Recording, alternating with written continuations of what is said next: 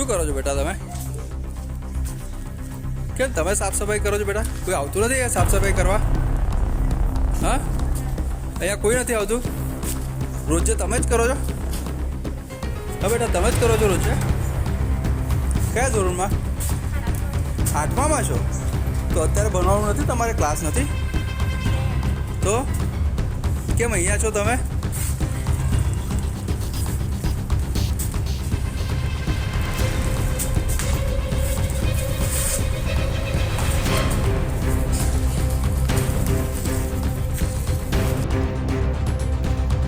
નાંદોદ તાલુકાનું ગામિત ગામનું જે શાળા છે એ દીકરીઓની આ ટોયલેટની આ જો દશા, ટોયલેટ બંધ પરિસ્થિતિમાં છે.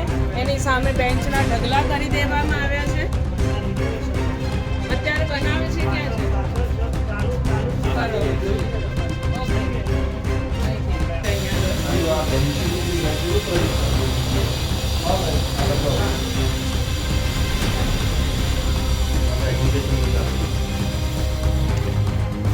અહીંયા આગળ તમે જુઓ કેટલી ગંદકીના ઢેર છે. અહીંયા આગળ અમારે શ્વાસ લઈ લેવું પણ મુશ્કેલ પડી રહ્યું છે એવી આ જગ્યા છે.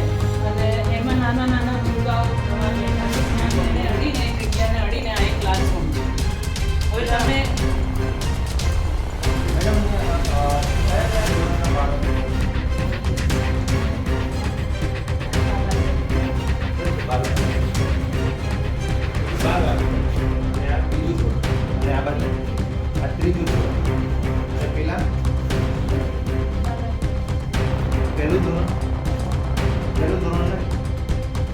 બાલવાટિકા પછી બીજું ધોરણ, પછી ત્રીજું ધોરણ, ચોથું ધોરણ.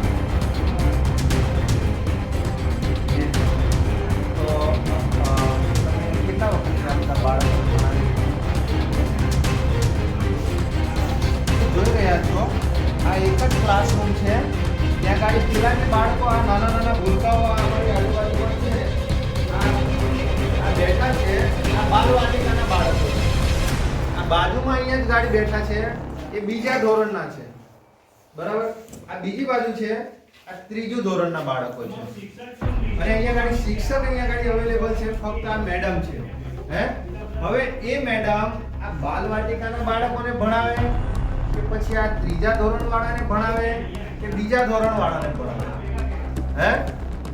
આ તમે જુઓ, શું ખરેખર આવનારા દિવસોમાં આજે આ બાળકોનું જે ભવિષ્ય છે, આ તમને લાગે છે કે આ પરિસ્થિતિમાં જો સરકાર આવી જ રીતે જો બાળકોને ભણાવશે તો આ વિસ્તારમાંથી કોઈ દિવસ કોઈ બાળક ડોક્ટર બને, કોઈ વકીલ બને, કોઈ એન્જિનિયર બને કે કોઈ ક્લાસ 1 અધિકારી બનશે?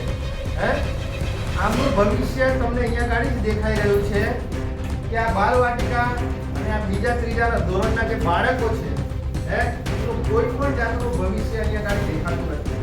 સરકાર મોટી મોટી વાતો કરે છે. અત્યારે હમણાં જ્ઞાન સહાયકના જે કોન્ટ્રાક્ટ બેઝ પર જે શિક્ષકો લીધા છે, બરાબર, તેમ છતાં પણ અહીંયા ગાડી આપણે અહીંયા જોઈ રહ્યા છે કે શિક્ષકોની આટલી બધી અછત છે. આ મેડમ એમની જે સરકારી ફરજ છે એ તો એ બજાવી જ રહ્યા છે, પણ એ મેડમ પણ હવે આ નાના નાના ભૂલકાઓ છે, આ ધમાલ મસ્તી કરવાનો એમનો સમય છે. તો આ મેડમ કયા કયા છોકરાઓને હેન્ડલ કરે? કે બીજા ધોરણને ભણાવે, ત્રીજા ધોરણને ભણાવે કે આ બાલવાટિકાના છોકરાઓને? તો આ છોકરાઓનો પાયો છે, બરાબર. જો આપણો પાયો જ મજબૂત નહીં હોય તો આવનારા ભવિષ્યમાં આ લોકો શું કરી શકે? અને અહીંયા ગાડી તમે જો, અહીંયા લાઈટોની ખાલી બલ્બ છે, બરાબર. આ બલ્બોના આ છોકરાઓ આ શું ભણશે? આ અમારું જે ગુજરાત કહેવાય ને કે વિકાસ ગાંડો થયો છે. આ ખરેખર અહીંયા ગાડી અમારા વિસ્તારમાં નર્મદા જિલ્લાના નાંદોદ તાલુકામાં ગાડેડ ગામનો આ વિકાસ છે. અહીંયા ગાડી નજીકમાં જ અમારા સ્ટેચ્યુ ઓફ યુનિટી છે, જે લાખો કરોડો રૂપિયાનો પ્રોજેક્ટ. અહીંયા ગાડી આખા દુનિયાના લોકો અહીંયા પ્રવાસીઓ આવે છે અને ત્યાં જ ગાડી આ ગાબડું પડેલું છે આનું. જય હિન્દ, જય ભારત. નર્મદા જિલ્લો જે આદિવાસી બહુલ જિલ્લો છે, તેમાં આપની આદિવાસી દીકરીઓ આપણે ગાડીત ગામમાં આવ્યા છે, આદિવાસી દીકરીઓ પાસે કચરા પોતા કરાવે છે. 12 વાગી ગયા છે, તો એમનો ભણવાનો ટાઈમ કયો છે? તો આજે મોદી સાહેબના નારા છે બેટી બચાવો દેશ બચાવો, તો આ શું છોકરીઓને કામ કરવા માટે છે? આ પોતા કરવા તમે રાખો છો કે નહીં કામ વાળા? આ શિક્ષણના નામે તદ્દન ખોટી ને ખોટી લૂંટ ચલાવી રહ્યા છે આ લોકો. શિક્ષણનું નામ જ છે, બાકી આ છોકરાઓ આજનું ભવિષ્ય આપણું. આજે બધે પોતા મારે છે, 12 વાગે ભણવાનો એક બપોર પતી ગયો છે, અડધો ટાઈમ પતી ગયો છે, છતાં પણ કચરા પોતા કરે છે. તો આની પહેલા શું નહીં કરાયું આ લોકો પાસે, શું નહીં કરાયું હોય. તો આ કદાચ આ નાના છે, કદાચ મોટા હોય તો લેબરમાં પણ લગાવી દો, કદાચ એવું લાગે કડિયા કામમાં, એવું મને જણાય છે. છોકરાઓ આ અમારી 8મા ધોરણની નર્મદા જિલ્લાના નાંદોદ તાલુકાની ગાર્ડન ગ્રામ પંચાયત ગાર્ડન ત્યાંની આ બાળાઓ છે જે 8મા ધોરણમાં ભણે છે. આજે છોકરીઓ જો તમે આ જે હોલ છે, આ કેટલા મોટા હોલ છે, બરાબર. બેટા આ બાજુ આવો છો, આ બાજુ આવો. તમે ક્યાંથી ફોટોમાં આવ્યો બેટા? ક્યાં ફોટોમાં આવ્યો તમે? આ બંને જો આ રૂમ આખો હોલ આ કેટલો મોટો છે, હે? આ હોલ જુઓ તમે, આ બાજુ લઈ આવો. આખો હોલ છે અને આ આખો ઓટલો, બરાબર.